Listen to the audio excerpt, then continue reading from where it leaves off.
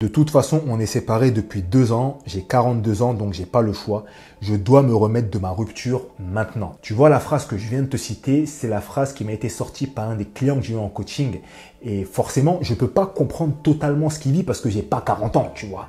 Mais la façon dont lui m'a expliqué sa situation, la façon dont il m'a détaillé ce qu'il vivait, j'ai ressenti la frustration un petit peu qu'il pouvait ressentir. À travers ces explications-là, j'ai pu voir et comprendre le problème qu'il avait et ce problème-là l'empêchait de se remettre de sa rupture et d'avancer. Nouvelle vidéo aujourd'hui, on va prendre un petit peu d'âge, on va prendre quelques années en plus. Et donc, je t'invite à rester jusqu'à la fin de cette vidéo parce que c'est à la fin de la vidéo que je te donnerai 3 actions super puissantes, super importantes qu'il faut garder en tête si tu as cet âge-là et que tu veux te remettre de ta rupture amoureuse. Concrètement, les personnes qui ont 40 ans ont les mêmes problèmes que les personnes qui ont 30 ans, ont les mêmes problèmes que les personnes qui ont 25 ans dans les ruptures amoureuses. Les problèmes sont là de façon assez globale. Mais quand tu arrives à un certain âge de ta vie, il y a certains problèmes que tu es plus sûr d'avoir que lorsque tu es plus jeune. Souvent, les personnes qui ont 40 ans, déjà, premièrement, sont à un niveau où ils sont assez bien établis dans leur vie. Ils sont bien établis financièrement. Ils ont déjà une bonne situation. Donc, ça veut dire que souvent, c'est des relations où les gens habitent déjà ensemble depuis longtemps. Ça peut être aussi des relations où il y a des enfants. Donc, ça peut mener à des ruptures amoureuses où il y a des enfants.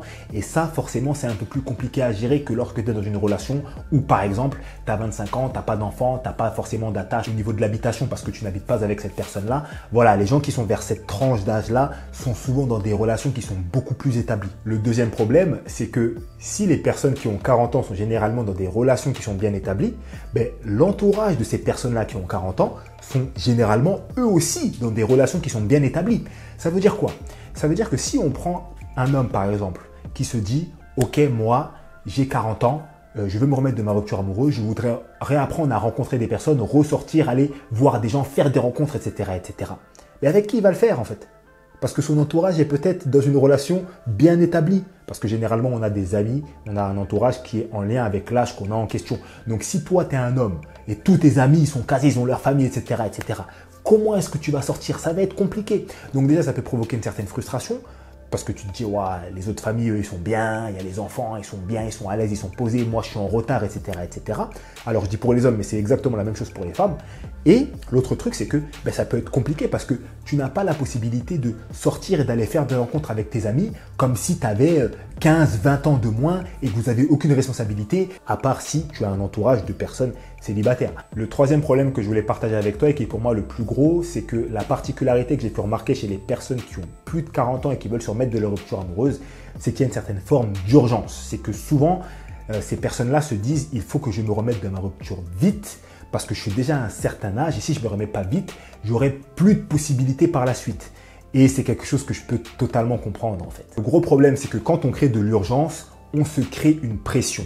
Et quand on se met la pression et qu'on n'arrive pas à atteindre son objectif qu'on s'était fixé en se mettant la pression, on se sent extrêmement mal. Donc, si tu te mets la pression, que tu n'arrives pas à atteindre un objectif, par exemple, tu te dis, il faut que je me remette de ma rupture rapidement et que d'ici 6 mois, je me sois remis en couple. Si tu n'y arrives pas, qu'est-ce qui va se passer? Tu vas te sentir mal. Et en plus de ça, comme on l'a dit tout à l'heure, si tu vois à côté de toi ton entourage qui est dans des relations bien établies, des belles familles où ils n'ont pas de problème avec leur conjoint, etc., etc., le cocktail des deux éléments peut être très très mauvais. Du coup, j'ai 3 solutions à te proposer. Et juste avant de te proposer ces 3 solutions-là, ce que je t'invite à faire, c'est à cliquer sur le deuxième lien en description.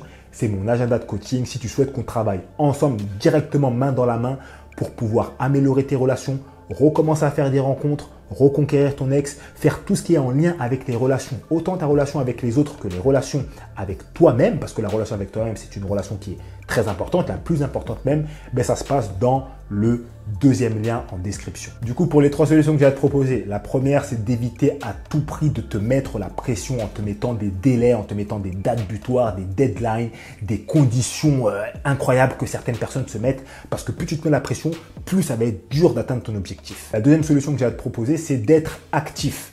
Forcément, si tu essaies de te remettre de ta rupture, mais que tu n'es pas actif, ça va être beaucoup plus compliqué. Maintenant que tu n'es plus en couple, ce qu'il faut te dire, c'est te dire je vais faire les choses que je n'avais pas les possibilités de faire lorsque j'étais en couple.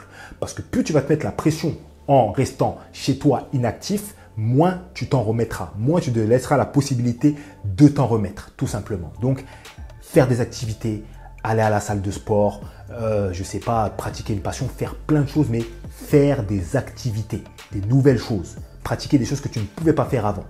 Et le troisième et dernier élément qui est super important, c'est que si tu veux te remettre de ta rupture amoureuse et notamment si tu veux recommencer à rencontrer des personnes, moi je te conseille d'intégrer des communautés.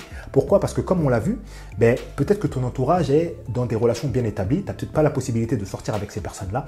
Et là, le fait d'intégrer des communautés, qu'elles soient sportives, qu'elles soient liées avec tes passions, qu'elles soient liées avec tout ce qui est en lien avec des choses que tu aimes. Et aujourd'hui, intégrer des communautés avec les réseaux sociaux, il n'y a pas plus simple que ça. Ça va te permettre de rencontrer des nouvelles personnes sans avoir forcément à sortir seul dans un bar, sans avoir forcément à faire des sorties dans des contextes où tu n'es pas forcément à l'aise parce que peut-être que tu as 40 ans, tu te dis j'ai peut-être plus grand chose à faire dans tel type d'endroit, etc., etc. Pour terminer, ce que je t'invite à faire, c'est à télécharger ma Love List et ça se passe dans le premier lien en description. La Love List, c'est quoi? C'est une liste de questions qui concernent la personne avec qui tu es en train de parler actuellement. Et en répondant à ces questions-là, tu sauras précisément est-ce que cette personne te correspond ou elle ne te correspond pas. Ça te permet de mettre justement tes sentiments ou ce qu'est cette personne sur papier. Parce que des fois, on pense avec le cœur au lieu de penser avec la tête et ça nous mène parfois à faire certains mauvais choix dans le choix de nos partenaires. Donc, la Love List, ça se passe dans le premier lien en description et je t'invite à regarder également cette vidéo qui traite des ruptures amoureuses avec surtout les erreurs à éviter.